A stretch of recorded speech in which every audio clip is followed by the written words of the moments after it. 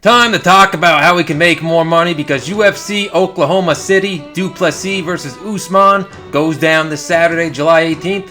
I'm going to break down every fight on the card. Let's jump right into it.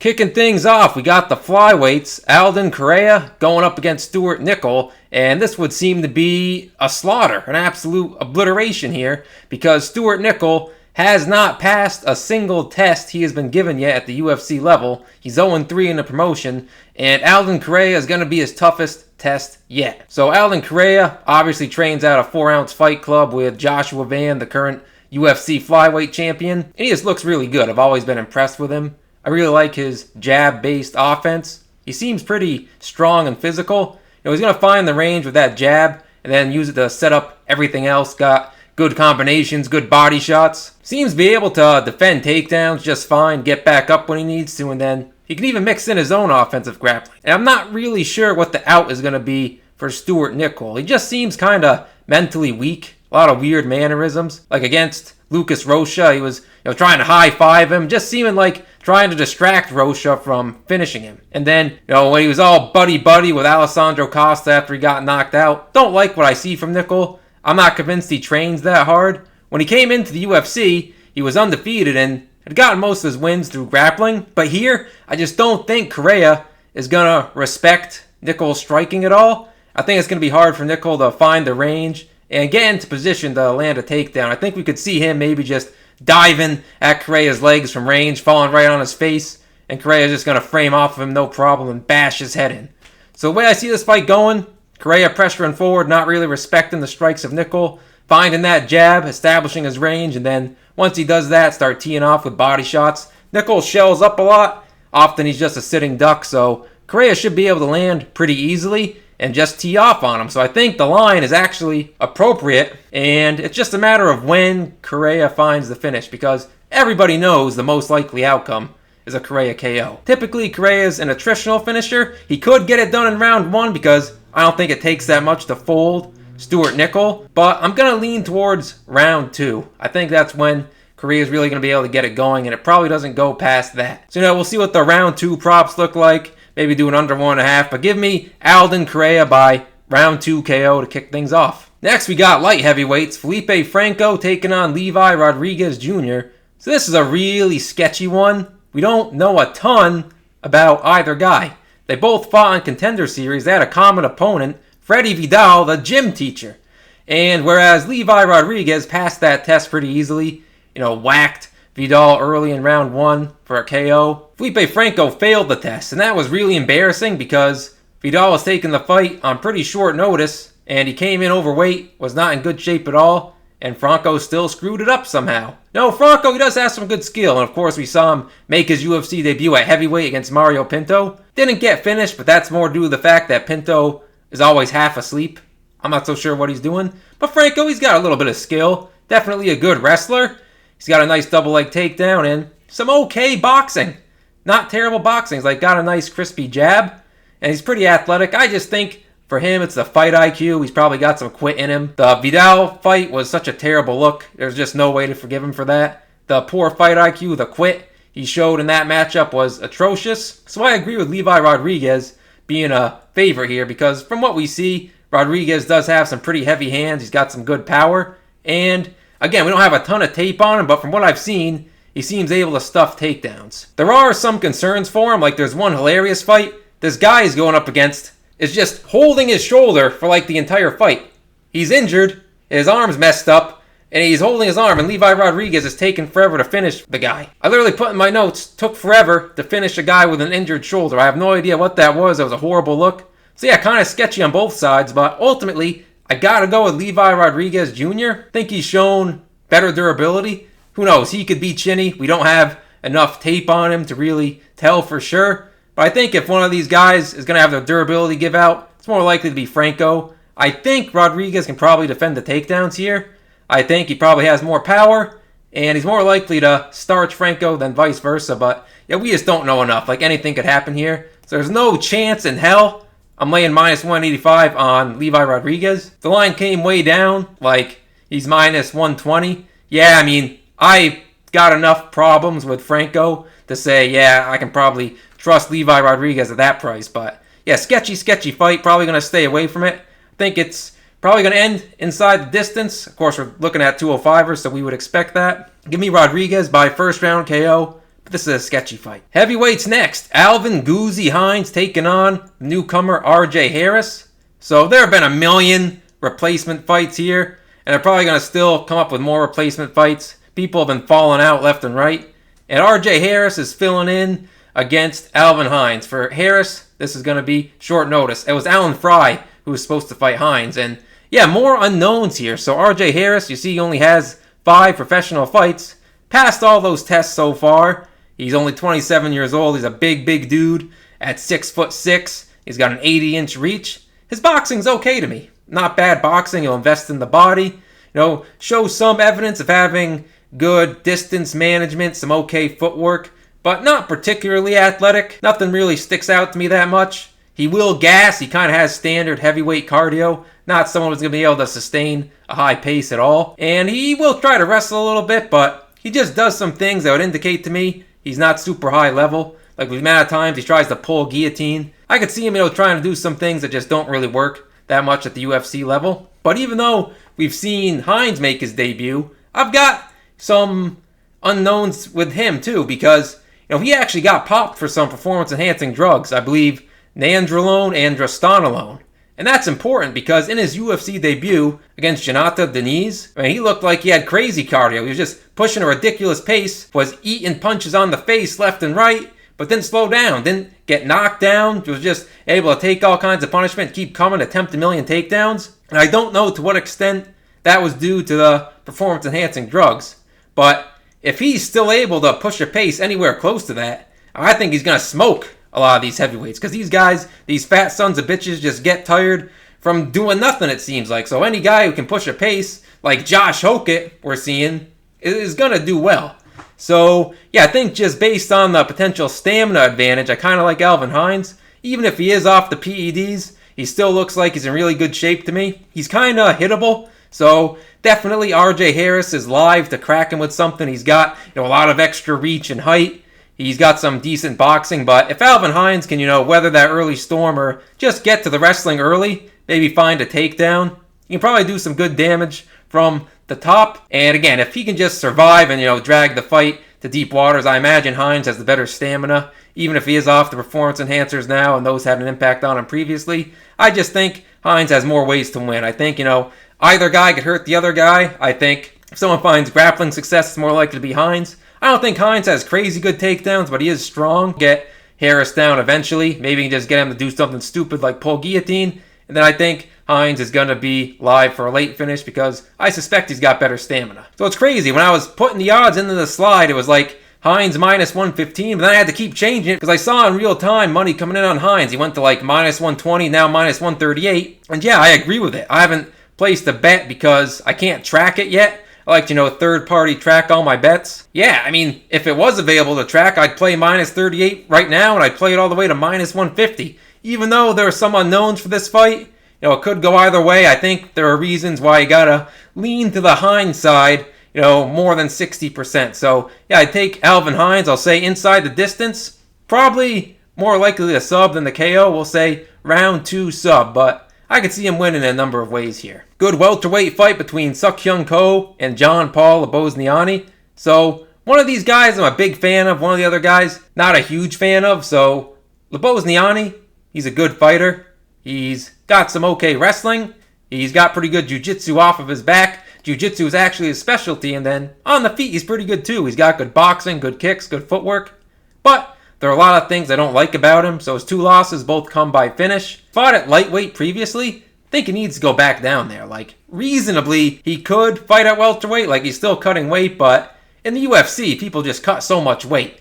And, he is definitely not cutting as much weight as most other welterweights, so he's going to be fighting a lot of bigger guys. I think he's got to find a way to go back down to lightweight, because Suk-Hyung Ko, while he's not listed at being taller, I think he is stronger. He's got pretty thick legs. He's a strong dude. And yeah, I like Ko here. I thought we might get him at a better price than minus 200, but it looks like people are onto it. I don't think John Paul Lebosnoyani is going to be able to hold down and control Ko very well. I think if anything, Ko is going to be finding takedowns. He's got good level changes from space, as well as really good judo, really physical and powerful. I think there's a good chance he can get Lebosnoyani down and do some good work from there. He will have to worry about some submission attempts, but I think most likely, based on what I see in terms of his overall martial art skill and knowledge, I think Coll will be able to work through those. Then on the feet, I think Lebosnoyani is a little bit breakable. Coll has really good pressure. He's light on his feet. He'll feint, try to draw out his opponent's strikes, then counter. He's got pretty good kicks, really good boxing out of the southpaw stance. I think he's probably more durable than Lebosnoyani. And yeah, I just see him having the advantage in both the striking and in the grappling. And I think he can probably break Lebosnoyani down the stretch. I'm going to say Coll gets it done by decision, although a finish is, of course, on the table. Featherweights, Jose Delgado taking on Austin Bashi. So this is the first underdog I like here. Jose Delgado, as we know, is a wild man. At 5'11", he's got decent size for the featherweight division. He's just going to force a frenetic pace, come at you, guns a-blazing, throwing knees, throwing all sorts of crazy combinations, good body shots. He's a little bit chinny himself. For the most part, he can recover. And he's going up against Austin Bashi. Now, we haven't seen Austin Bashi in almost a year. His last fight came in August. It was August 2nd against John Giannis, and he finished him no problem. Before that, he made his UFC debut against Christian Rodrigues in January of last year and had a hard time there. Rodrigues, the undefeated prospect killer, got it done by defending takedowns and doing the better work on the feet. Now, Austin Bashi, although both these guys are young, Bashi is particularly young, only 24 years of age, so his body will have developed since the last time we saw him, and holy cow. If you look at this guy on Instagram, I'm not accusing him of being on steroids, but he looks like a guy who's on steroids. He is absolutely jacked. Different body types here. Bashi is, of course, listed as 5 inches shorter, but he's going to be a lot stockier, a lot more muscular, and a lot stronger. And Bashi's style obviously just involves wrestling for the most part. Doesn't have the worst striking you've ever seen, but it's not his forte. Kind of stiff a little bit on the feet. Not super fluid, but he can just go for takedowns non-stop. He can switch between a single and a double. Good chain wrestling. He can get you down from the body lock, and then really proficient at working to the back. How does Jose Delgado defend takedowns? Well, if you look at his statistics, his takedown defense in the UFC is atrocious. He's pretty easy to take down, I think, due to not being super physical, and then also due to the fact that he's always charging in. He's really aggressive. It's really easy to take him down. We saw Andre Fili take him down a few times. Even Connor Matthews was able to take him down when Delgado made his debut. Usually Delgado can pop right back up. He will give his back to stand up. He's kind of been hard to hold down up to this point, but in general, he will get tired as fights go on. And we don't really see people just trying to crotch sniff him down over and over again. And that's what Bashi's going to do. So, yeah, I think Bashi's going to be on Delgado's legs pretty quickly. I don't think he's going to be engaging in the striking too much. Based on Delgado's physicality and takedown defense that we've seen so far, I imagine Bashi's probably going to be able to get those takedowns, even if he has to, force him to the cage, switch off between a single and a double, chain things together. I think Bashi will get him down.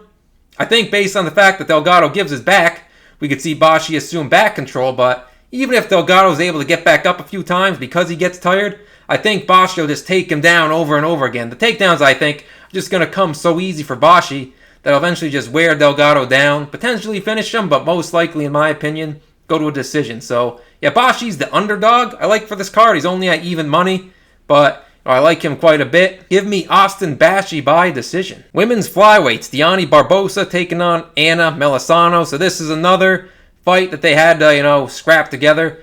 Barbosa already had an opponent, but Anna Melisano is filling in. She's someone who competed at strawweight previously, and you may know she competed on The Ultimate Fighter, lost her Ultimate Fighter fight, and I'm kind of surprised Barbosa is only minus 400, given that Melisano is moving up in weight and, lost her tough fight. Didn't look good there. Now, I've criticized Barbosa in the past, particularly for her fight IQ. She can get caught on her back looking for subs, and I think she can gas out sometimes. I'm not so sure about the cardio anymore. I think that seems to be evened out. She's able to fight at a decent pace in her last couple of fights, as far as I can tell. And I don't really think the fight IQ could possibly cost her here. I mean, it could always possibly cost you, but I just think wherever this fight goes, she's going to have an advantage. So, Melisano, she's not awful. Decent volume, I'd say. Works the jab, works combinations, does her best when she can pressure, when she can just string lots of volume together. Sometimes she overwhelms girls. She does have a win over Lydia Warren, and if you finish Lydia Warren or Macy Barber or Norma Dumont, I mean, you're going to be on my naughty list. There's just some things you can't get away with. And I think Diani Barbosa probably makes her pay here. You know, the grappling I've seen from Melisano isn't particularly impressive, and with Barbosa, anytime you're in the grappling, you do have to watch out for submissions. I know I've said sometimes Barbosa gets caught on her back with submissions, but she is pretty dangerous with those. I mean, it's not just something you can just neglect. And I think even in the striking, Barbosa's going to be able to do pretty well. She has a really good understanding of distance, really solid boxing, fires out some nice straight punches, seems to time things very well. So I think, you know, if Melisano's coming forward trying to overwhelm her, Barbosa's going to be able to, you know, pop her with a jab, catch her with a right hand as she's coming in, do some damage, get Melisano's respect. But what I really think is going to happen is Barbosa's going to be able to take her down, either with a double leg, either with some judo. And then once she does, she can probably, you know, assume a dominant position, mount, take the back, do whatever. And she's very good with her submission. She's got a wide array of submission skills. I think she's going to finish Melisano by sub. And again, I don't think minus 400 is wide enough, really. I kind of struggle to see where Melisano has an advantage here. I don't think she's going to have a lot of success, even if she just tries to overwhelm Barbosa on the feet. Even if there's no grappling, I still think Barbosa can win a striking match, especially since we would expect her to be bigger. You know, Melisano apparently has a reach advantage, but Barbosa's pretty strong, pretty physical. Give me Diani Barbosa by round 1 sub, and I think you could use her as a parlay piece. And we got a fun one here. It's going to be Tommy McMillen going up against Alberto Montes at featherweight, so kind of flipped back and forth on this one. Initially, I was expecting Tommy McMillen to be a decent-sized favorite, and I'm like, hey, Alberto Montes could be a decent dog, because we know Tommy McMillen comes from a wrestling background, but he doesn't really use it. He kind of just fights like a wild man, not really using any technique, just coming forward with these huge punches, you know, wailing to the body, kind of loading up a lot of the time. He does have a nice jab, good knees in the tie clinch, just trying to be as violent as possible. You know, not using any defensive measures at all, not giving his opponents any respect. Whereas Alberto Montes, we know his striking's pretty clean. He's got good kicks, but also really tight combinations. Really good hooks. Everything's very technical and clean. Does things more by the book. He's kind of like the complete opposite of Tommy McMillen. We know, of course, Montes likes to look for anaconda chokes or various other front chokes. He'll, you know, get them if you get sprawled by him, but also just try to find them standing. So he's very opportunistic with those choke attempts. Now, as I was first breaking down this fight, I'm like, yeah, I think Alberto Montes could land some really clean combinations on McMillen as McMillen's coming forward and, you know, gradually do a lot of damage, make him slow down, and then once he gets him to slow down, he can, you know, maybe use his kicks from range and start to pick it up. But then I, you know, looked into where Montez's weaknesses lie. I think he's breakable. I mean, the durability of Montes isn't great because his one loss is a KO loss where he got brutally chinned. I think when he got chinned, it might have been a different weight class, but, you know, you can also see instances where Alberto Montes is slowing down. His cardio might not be great. If he's pressured, he might start to break. So, ultimately, those are the reasons why I'd go with Tommy McMillen here. Even though he might get whacked early by Montes, and we did see McMillen get hurt in his Contender Series fight, he's extremely tough. He's not going to quit. And let's be honest, Montes is not any more durable. If anything, I'd say it's more likely Montes gets whacked. The height, I think, is a little bit wrong for Montes. I think he's taller than 5'7", but we do have to point out McMillen is huge. I think he might actually be 6 foot. So even though he's not 5 inches taller, I think he is a little bit taller. And he's probably just going to try to bully Montes. I think Montes is breakable, although Montes is going to land some good strikes. He's definitely live to win this fight. I just think McMillen should be the favorite. I think it's more likely we see McMillen break Montes down. He's going to have opportunities ripped to the body with the way Montes, you know, just shells up. So I'm going to go with McMillen here. I actually bet him at plus 125. I got to say, the money has just been one-way traffic here. You know, I saw some people got McMillen at like plus 135. I got him at 125. Then he went to like plus 105. It was like minus 110 both ways. And now McMillen's minus 113. It's just one-way traffic. I imagine McMillen's probably going to be a favorite, and I would agree with that. Give me McMillen by round 1 KO. He might finish the fight later or even win by a decision. We'll see what happens. Women's strawweights, Tabitha Ricci going up against Fatima Kline. Another fight that was, you know, rearranged because Fatima Kline was supposed to fight Amanda Hebos. Now, if you guys watched my last breakdown on a Tabitha Ricci fight when she fought Vina Jandiroba. I think Ricci's completely overrated. If it wasn't for the fact that the UFC likes her, that she gets some favoritism from the judges, I don't think she'd be too successful. I'm sick and tired of people talking about, oh, she made striking improvements. I was saying in that video, she hasn't made that many improvements, and what happened? I think she, pretty much got outstruck by Jandiroba. I mean, at worst, it was close, and Jandiroba's obviously not that good of a striker. So, Fatima Kline, I imagine, is going to cook Tabitha Ricci here. The thing we always have to worry about is Tabitha Ricci just tries to grease up fights. She tries to hold against the fence. She tries to just blitz in, get as many strikes off as she can before she gets tired. Try to just, make fights muddy, make them dirty, so it's hard to tell who's winning. If it's hard to tell who's winning, then you might just lean to the Tabitha Ricci side because everybody likes her for some reason. But in terms of how these two actually match up, yeah, I think Kline should kill her pretty badly. You see, Kline is listed as 5 inches taller and 6 inches greater in reach. I'm not so sure if those are completely accurate, but I do expect Kline to be bigger here. And yeah, she's so good with her striking and her grappling, but she manages distance really well.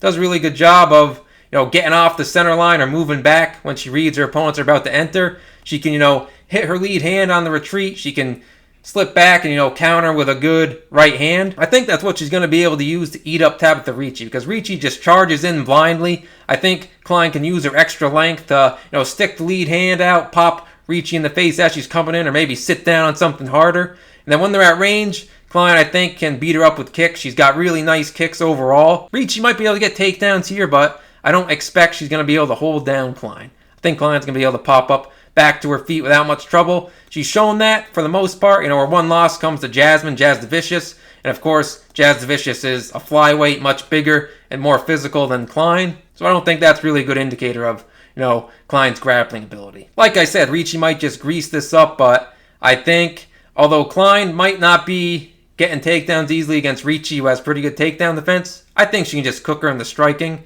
I think if Ricci's, spending too much time at distance, she's going to get beat up with kicks. And if she tries to close the distance because she doesn't have a good, educated way to do that, Kline's going to pretty easily counter her, land strikes on the retreat. So I think Kline's going to get way ahead here. Minus 360 is a little too rich for my blood, but I think if it gets down like minus 300-ish or below, then we're looking at a good parlay piece. Give me Fatima Kline by decision here. Oh boy, we got Chase the Dream Hooper going up against Mitch Ramirez. Is the third time a charm? Is Chase Hooper finally going to come through as a big favorite? Because he shit the bed against Alexander Hernandez, and he shit the bed again against Lance Gibson Jr. I actually bet Lance Gibson Jr. there as a big underdog because I thought the line was way too wide. I think Hooper should probably be able to get this one done. He's just so soy. The kid can't take a shot. He doesn't really have any power. Not too physical. You can see on his Instagram he's trying to, do some cool stuff. I think he's got some, missile launchers or whatever I've seen him with. But trying to do some cool stuff, build his testosterone, which is good. He's doing all the right things. It's just, unfortunately, so far, it looks like he can't take a punch. And Mitch Ramirez, he's not good at a lot, but one thing he can do is generate some power. He's a big, muscular guy. His takedown defense is okay. I don't think it's going to be impossible for Chase Hooper to get him down, but ultimately, even though Chase Hooper doesn't seem to be able to take a punch that well, doesn't have a ton of power, still hasn't developed his striking that well, and hasn't developed his wrestling that well, I think this is a very winnable fight for him. Now, he does actually do a decent job of, blocking with his shoulders, using his shoulders to protect his chin a little bit when he's getting hit. I think someone on the UFC commentary team pointed that out as well. So, yeah, you can use that to mitigate the damage of Ramirez's shots. And Mitch Ramirez just has terrible stamina. Chase Hooper, for what it's worth, does have decent stamina. He's going to come forward. He's going to throw strikes. And Mitch Ramirez usually, looks to counter with some big hooks. Got some kicks he uses, but, nothing from Ramirez other than the power really sticks out. As long as Chase Hooper's not getting knocked out in round one, I think he wins this fight. I think he's going to come forward. I think he's going to stick some kicks, try to use his length. He will put himself in range because he doesn't fully understand distancing yet, but I think he can probably protect himself from getting KO'd by Ramirez.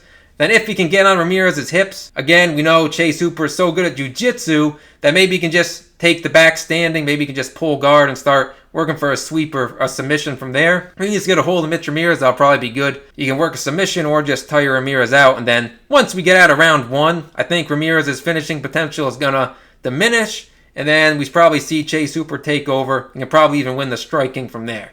So I'm going to go with Chase Hooper. I'm going to say he gets it done by round 1 submission. It could be later in the fight when Ramirez is tired. I think Chase Hooper is a lot better than Ramirez. He's got to watch out for that early strike, though. In the co-main event, we got middleweights Jared Cannonier taking on Christian Leroy Duncan. Christian Leroy Duncan makes me really nervous. Sometimes it seems like he doesn't like to be pressured.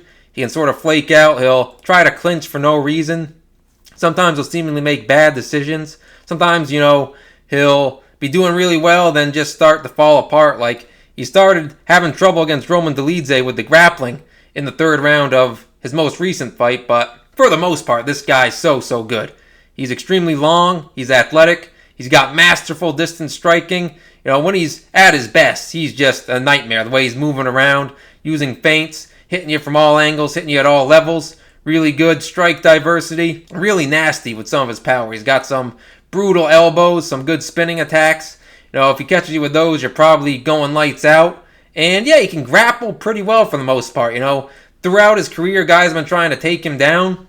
He can get held down a little bit, can get controlled here and there, but for the most part, he's usually able to pop back up. His takedown defense is pretty good. If he gets taken down, especially against the cage, usually we'll see him get back up. He's taking on Jared Cannonier, who I've been a fan of, especially ever since he whooped up a Marvin Vettori, but yeah, I think he's cooked at this point. Unfortunately, he's now 42 years of age. He's taken a beating. He's been knocked out and hurt many times. There have actually been several fights where he's been hurt but not knocked out. Like Kyle Bohio hurt him multiple times. Gregory Rodrigues hurt him in the 1st round of their fight. And then most recently against Michael Venom Page, he was getting hurt. So the chin is pretty much cooked. That's an immediate concern. And I just don't really know what the out is for Jared Cannonier in this matchup. Again, Duncan makes me nervous. Sometimes doesn't look like he's fighting smart, like he even wants to be there. But while he's on, I don't really know what Cannonier's going to be able to do. I'm kind of disappointed by Cannonier's wrestling. It's really not that great. Can't take down Michael Venom Page. I don't know what you're doing.